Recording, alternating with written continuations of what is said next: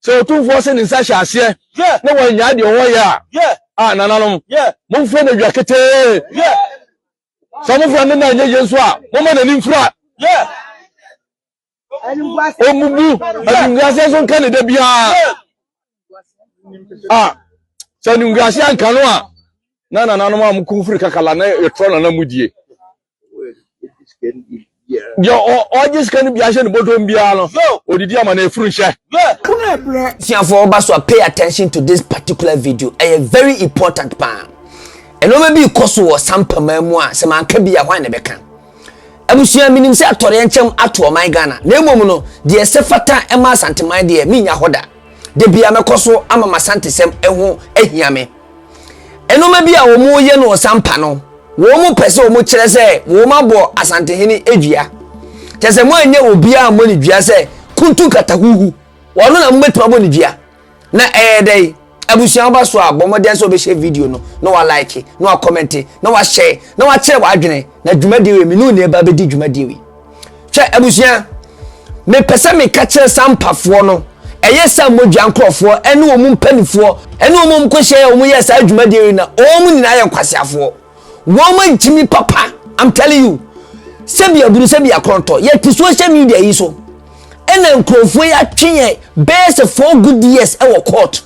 Na mi busa mo Jimmy no na munim se saade we wo ho ena mo anye ne ntem. Ena mo de court no. Munim se mo nananom enkwasiafo na mo frɛ wo mu no. Ajimifo na mo frɛ wo mu no. Munim se wo mu betima aboa mo. Ena mo di mu Jimmy mo amfrɛ wo mu ntem. Afei ye di asem na wie ama asudua ba ama nana Gyafla Sampa Mahene wa be fa ne ntoma papa bi afira na o be di na himie papa bi no afei na mo kwakobodua mo ne mo mpanifo na mo ye nkwasiafo na akokoi so Otumfuo se ninsa hyase na wanya de wo ya nananom momfre na dwakete so momfre na anya yenso a moma na nimfra omubu adungase so nka ne da bia na abusia won semfo mo keka na munim pefe se kwasiafo eduabo ho na mode mo asem ko hye Omanhene sem agimabadu aka meyire atumifo emmoa entwen ye ka kire mo se agimabadu onya bema ye ka kire mo se agimabadu onya bema agimfo a mo gimi amunitire emmoa amono mutu social media so a mo masumdie ensi wo sampa magimi mo nanan mu ni ho enkwasiafo a magimi a munitire mo nanan mu kwasiafo na wo muto na wo mantima mo brama mo no afi na mo bepe aduabo afi na mo bepe akunyadie afi na mo hunyansa se mo nanan mu kwasiafo no wo mu ho a mo befre wo mu na mo munim pefe se saade we ni na wo mo antimi anye mo di asem na kwa dan Omanhene ama Omanhene apam mo waye musete afi na mo kwakobodua mo ye moa so nungase anka no a na nananom am kumfri kakala na etro na mudie yo just can be ashen bottom biano odidi ama na efuru hye nananom yo so on man ye on person pa ye de mo fa bisini ani awere ho ani nkoja nkurcha fa hye so yo akoko ni nie fiao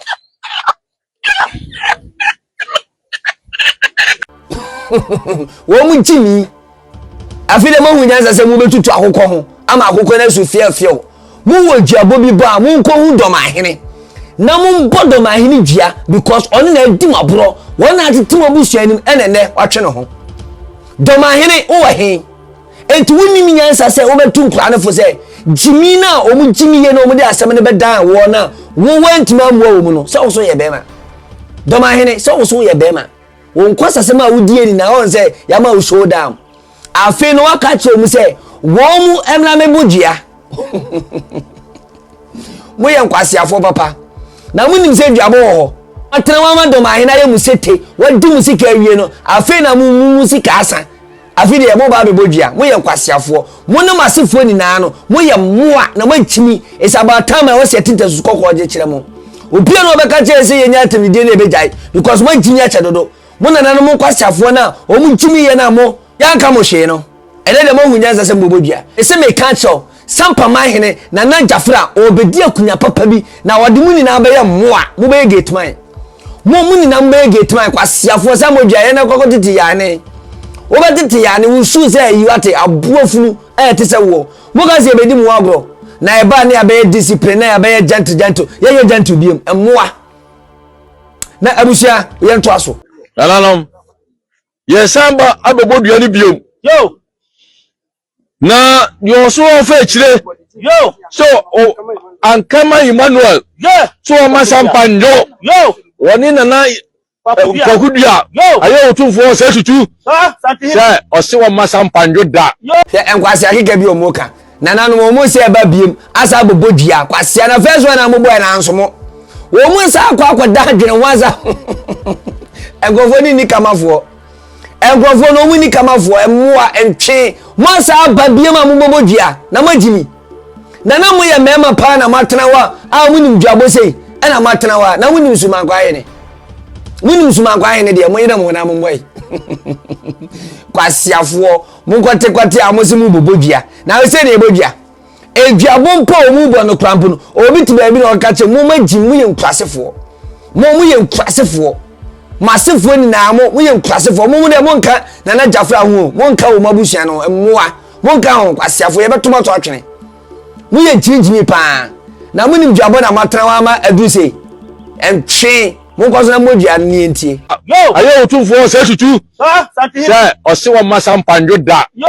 Yeso man ho so ntole da. Yo. Akola wo so ma oni na la jo beto so mpale to da. Eti akoko ni nie. Ene ebekoso ajeje mo. Ena mo ka je se akora wo so ma oni na no. Mo kwase mu bu be da bai. Ebe na wubu na ye mo be. Ebe na moto na mu bu na mu jimi no mu bodua na ye mo be. Wa se amu de be abawiasim. We asante akade. Asante akade se kutu se bam. Abuofunu. Mo moto mu akunya bidi. Na unim se mo bodua na wo de akoko to be se 4 years ni. Na wo we mfa so be na wo so. Yezere muni kamafuo bia mo kamafuo ni na akwada ni duabo kwasiafo mo zamre biem abujen to aso Sadio so odini sika odini nyansa beji yakonwe die nanano omoja ni yebe hwegu asasi so a Tio. nanano ngakoko nie na so be dansa asem no a wo fro om nyina ba ko mam ko asamado sorry no who say Sampa ye de enyan kwala ne yete ha ye nananum kokko ye de ensuro ye ensuro tuduro hwe omu afiafie bi omu de to hwe omu fi pa na mo san kwasase mo edidi ahini mo ho afiafie mo ya mo sem ya tutuafo mo hyehyɛ ntade tantantan mo ho afiafie san kwasasem san na mo de tie kura na so ana jimi nko a na mo nim sɛ ebire bi bedu ama ma ba bodua dia na se nka mo de kokko ne ye de na se nka mo bodua ne kwa 4 years ago kwa na se nka mo bodua ne tentem ene de ma hu se ma kokko to dia kokko ama Omanhene jimi mo Omanhene na aye mo sa mo nkwaje mo nsesa e wo Omanhene wo abuo Tolee wa Omanhene odum kokko duru wo na wa twe ne nsa firi mu no munim se mo ko Omanhene ko buza se de ade ne enye ena se ma wapam se mfa mo jimi mfa mfiri ne so nko ena mo de aba abonte because mo ni kamafo bia mo kamafo any satan na mo nim se duabo e wo ho ena mo atwe ni pa so for 4 good years won sa agene afi de wo so obobodua mo ya jimifo pa mo so ya so Omanhene tuo mufo onkwasa sem na udi ye na ena wapam nkura na ene nkura ni nya ba bia nko no asasi kura nke empam mo ba de mu ye ebe pa mu fi wate mo de tete kura na so na mu jimi ye be muntu Sampa ye be dane Sampa nani na Gyafla ba wo be dane Sampa ani obe pamo enwa na kwa kogu saboso mo jimi sam kwa na mote ekromo na mu jimi ene mo de akokot almost 4 good years ya twe aseme we ho sa twe na mu jimi na mu ka fake news na mu ka we afi de bubo mo de a muso mbobodua afi na mu nim se duabo wo na mu jimi sei Omanhene ka che won kwasiafo no se wo mu nim se duabo wo e na mo atwe mo de akokot sa no se de mu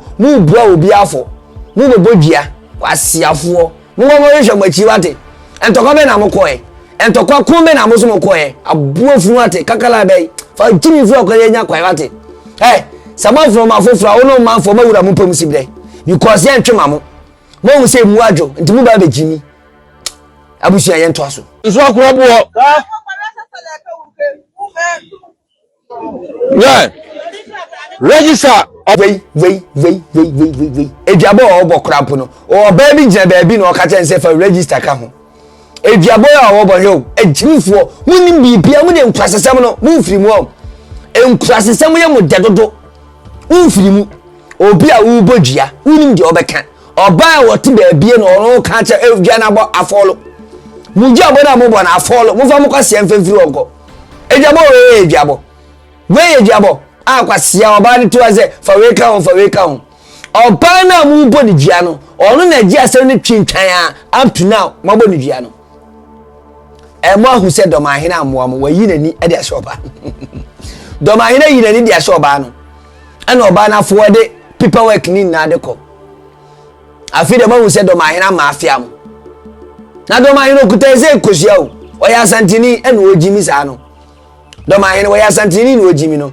ene wadum ko du bo sha asase so no akam asim amenanu anse se mu hu de mo nyamo ene de ma bodua na afono mo sa de aduru ni pa na waka bi mamu no ana mu bo ni dua kwasiafo mo kamafo ne wan mo fasi kamera na mi ka bi mamu abusia ye nto aso Bono de krata ale ko ya no ono so wa discussion bottom wo so de krata ale be ko na no mo mani chima ko sise ada be ko asamado Daji no so woni asani ye ana oji sika no oda na asem no na no mo fo no ko asamado awia kete no busiafo mra emeda mase yo ba fa chire so oba down de mo man content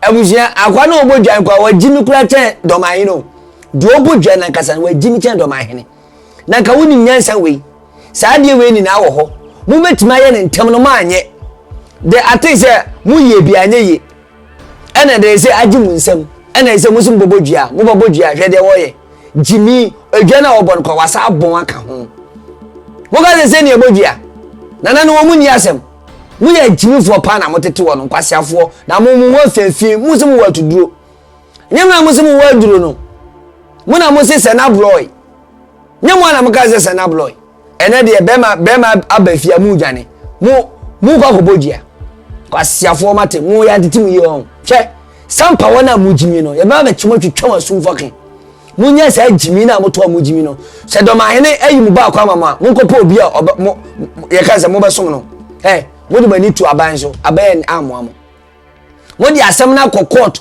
ama judge aka asem wei awie mu se abo judge dua na muti abofo mana Sampa Sammordua nkrofo muti abofo mana baabi a moduru se mudi jimi ba e de jimi be hia mo se mudi jimi ba e de jimi e be hia mo mo hwe ya ebro na e bebomo se mo hwe ya ebro na e bebomo ye be katakata yedi ye be bum bruta mo fiafi ni bansene kwasasem bia gbobomo mo ka se na Sampa Mahene o de be sum Omanhene na o be discipline mo sama jimi na abusia ye nto aso ne ye ntie kwasasem bia o mo keka no yeah media for mo na mbetwa edi ko ye ya kan mo fo ni nyira nko mo nko yi bi mfiri mu za mo yi bi mfiri mu a mo ma to na mo asie do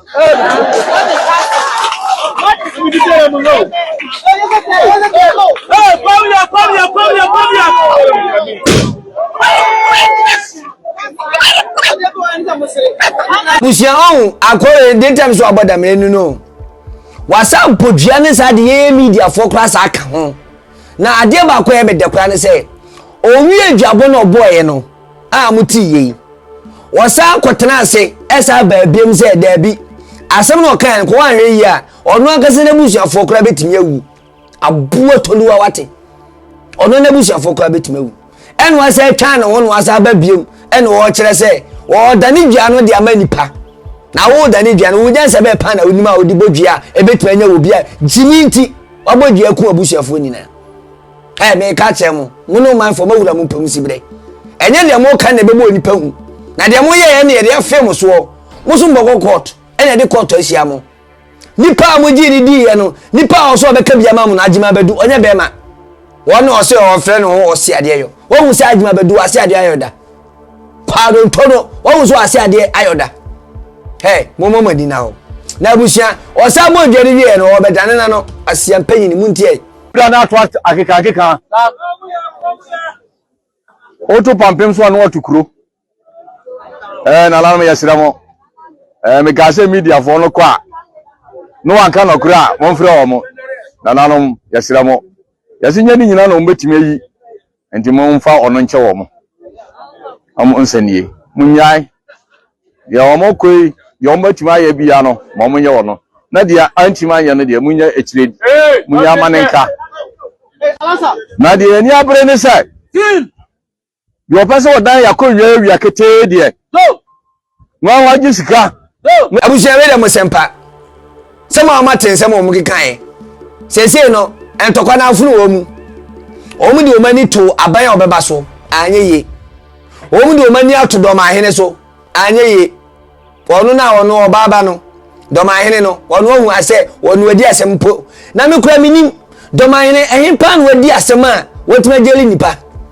Nese kwasi afon kwa no jeli wo mo umo kuma kwa cheneze wa jeli wrong people nkwa me ka kire mo Omanhene nya bema na kampese wa beka asem ana wa bedi wanim wo ankasa wujije ma wuyi Omanhene so o bedi wanim ko ka asem ma wo no nyansa sem be pa no betimi a kire e de ama wo ene se bibi nsi ya won kan che mo se mo firi ni so nkwa ka mo bodua se de bia mo de mo fa plan A plan A anye ya mo fa plan B enti Omanhene na apam wo mu I'm telling you Omanhene apam wo mu enu ti na se o mani abre no because o mini kamaphobia maboma bu emmoa na mo me ka kire mo se man ya jimi na yenso edi jimi be hia mo because mpanifo amote Sampa wana Sammordua ankrofo ma jimi no ye de jimi be hia mo abusia me se obre bo ma den se obe share video no wa like no comment no a che wa adwene na wa dwen kire ehu hia me pa me de part 2 ebebre mo ebrese mu monkoso frigina me makunipa amama kodam peace out